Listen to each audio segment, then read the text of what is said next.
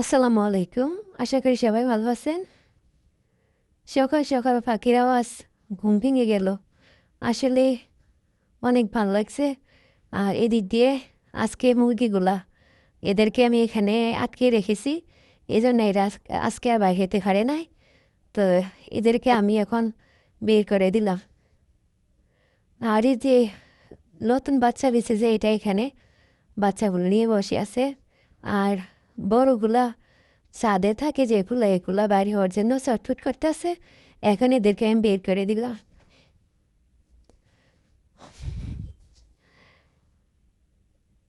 বড় বড় মতনই এরা, কিন্তু মানে খাওয়ার জন্য চটফট করে না, ওরা বাইরে যাওয়ার জন্য চটফট করে। তো বের করে দিলাম। আর এদিক দিয়ে সকাল সকাল দেখেন পাখিগুলো, পাখির কিচিমিচির ডাক আমার ভালোই লাগে। শহরে কালো ধোঁয়া, গাড়ির যানজট, মানে গাড়ির হরন, এগুলো হচ্ছে পাখির ডাক আমার কাছে অনেক অনেক ভালো লাগে। আর মাসাল্লাহ আমার বাসারা এরকম জায়গায়। আর এদিক গিয়ে রান্না করে চলে আসলাম। প্রথমে মেথির পানিটা খেয়ে নেবে, এই জন্য মেথিটা সিদ্ধ হইতে বসিয়ে দিলাম।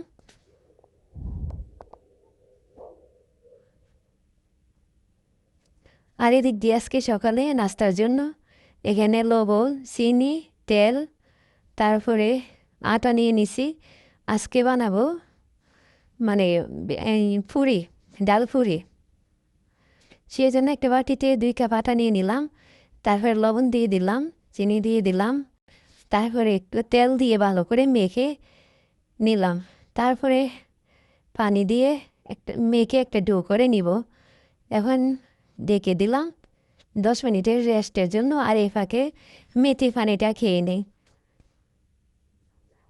আর এদিক দিয়ে আমি পুরি বানানোর জন্য ডালটা একদম বুনা বুনা করে নিয়েছি। আর এদিক দিয়ে ডোটা একদম সফট হয়ে গেছে। আমি এখন এগুলো একটা মানে ছুরির সাহায্যে কেটে নিচ্ছি। আর এদিক দিয়ে সবগুলো পুরি বানিয়ে নিয়েছি আর সাথে সাথে মানে ভেজে নিচ্ছি। আর প্রত্যেকটা পুরি মাসাল্লাহ ফুলকো ফুলকো হচ্ছে।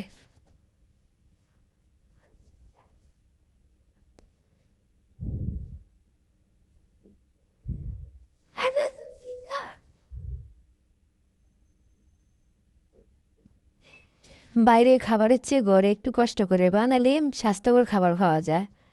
আর না হয় বাইরে মানে দেখছি এক তেল দিয়ে মানে ওনারা 1 সপ্তাহ পর্যন্ত যে কোনো ধরনের সিঙ্গারা, ফুরি, সমোসা সব বেজে নেবে।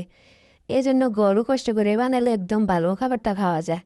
আর এই দিক দিয়ে আমি চা জাল দিয়ে নিচ্ছি। আর এখন নাস্তাটা খাবার, নাস্তাটা রেডি করে নিয়ে আসছি। এখন ডাইনিং টেবিলে বসে নাস্তাটা খাচ্ছি।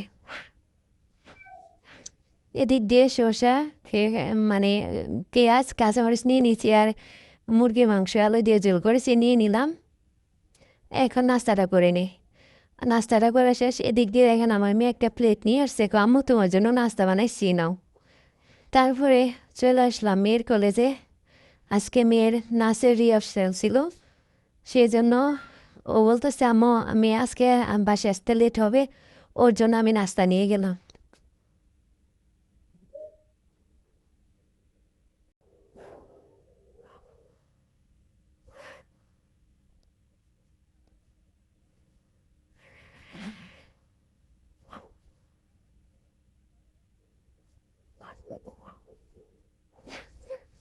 তারপরে বাজারে গেলাম, বাজার থেকে একদম ফ্রেশ ফ্রেশ আম নিয়ে আসলাম।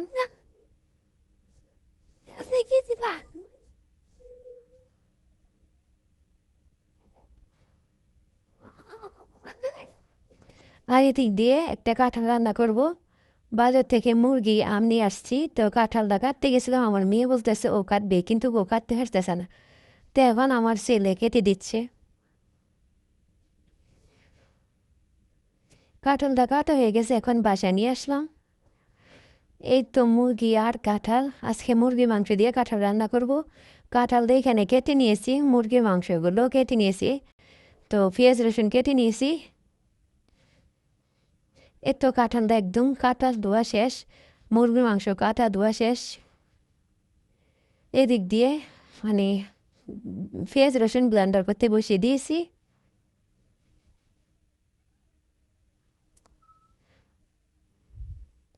রাইস কুকারে ভাত বসিয়ে দিয়েছি, তার সাথে সাথে দেখেন অলরেডি রাইস কুকারে ভাত বসিয়ে দিয়েছি।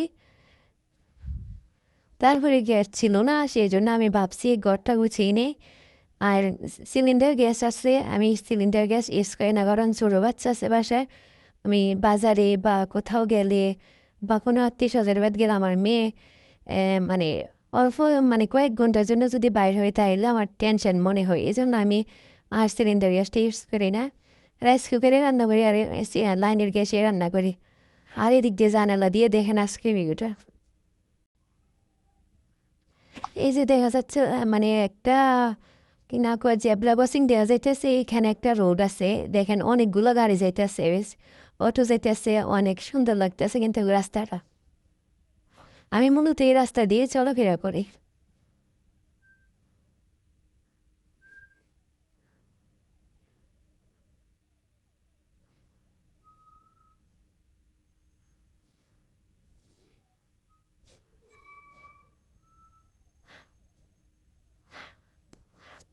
তারপরে গ্যাস আসে না, ভাবলাম আমি একটু কাজ টাজ করে একদম গোসল করে ফ্রেশ হয়ে নেই। তো এই দিক দিয়ে বাথরুমে কাপড় বিছনা চাদর ভিজিয়ে দিয়েছি। আর এই দিক দিয়ে মানে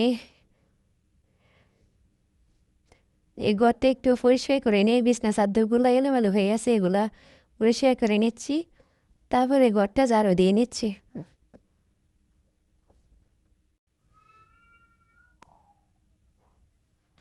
এখন একটু মুছে নেই, কারণ হাতে মুছলে মানে খাটের সিফায় বা আলমারির সিফায় চেয়ারের সিফায় ময়লা টেলা বাইর হয়। আর আমি কিনা করে হাতেই মুছি, কারণ আমার ওয়েট কমবে, ডাক্তার বলছে নিজের কাজ নিজে করতে, এই জন্য আমি নিজে হাতে মুছি। আর এদিক দিয়ে গ্যাস চলে আসে, কাঁঠালটা অলরেডি চুলায় বসিয়ে দিয়েছি। এখন একটু ভাপ দিয়ে নিয়ে একটা জাহিতে ঢেলে দিলাম। আর এদিক দিয়ে মুরগির মাংসগুলো একটু লবণ হলুদ দিয়ে মেখে বেজে নিব।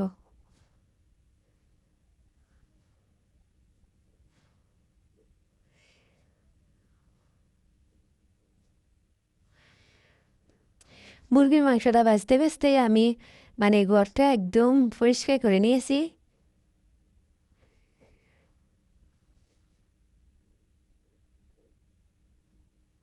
আর এই মেশিনের উপরে এগুলো আমি মানে সেলাই করার জন্য এগুলো কেটে রেখেছি এখানে।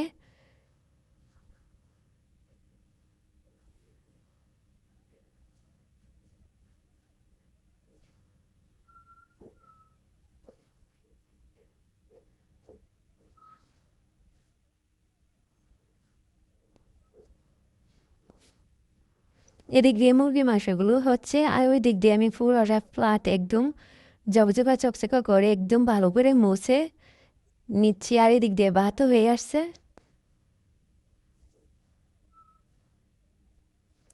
পুরোটা ফ্ল্যাট একদম পরিষ্কার করে নিয়েছি।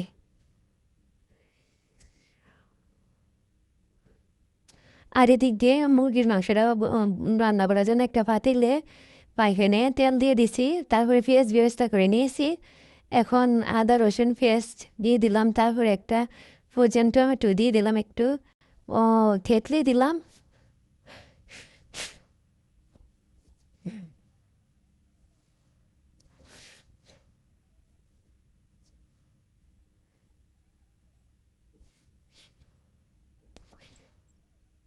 আর এদিক দিয়ে মশলাটা কষে এসছে, এখন হলুদ মরিচ লবণ তারপরে সবগুলো উপকরণ দিয়ে দিলাম, সাথে একটা ম্যাগি মশলাও দিলাম।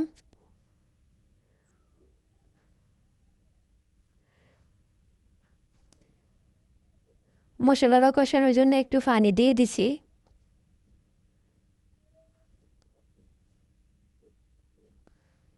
মশলা কষানো হয়ে গেছে, এখন মাংসটা দিয়ে মানে মুরগির মাংস আর কাঁঠালগুলো একসাথে দিয়ে ভালো করে কষিয়ে নিব।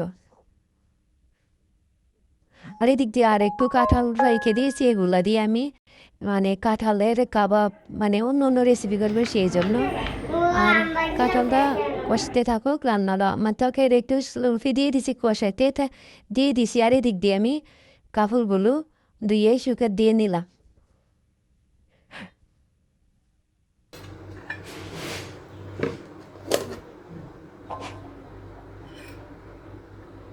তারপরে আজকে মানে দিয়েছি, খিদে পেয়ে গেছে, তো এখন একটা প্লেটে ভাত নিয়ে নিচ্ছি।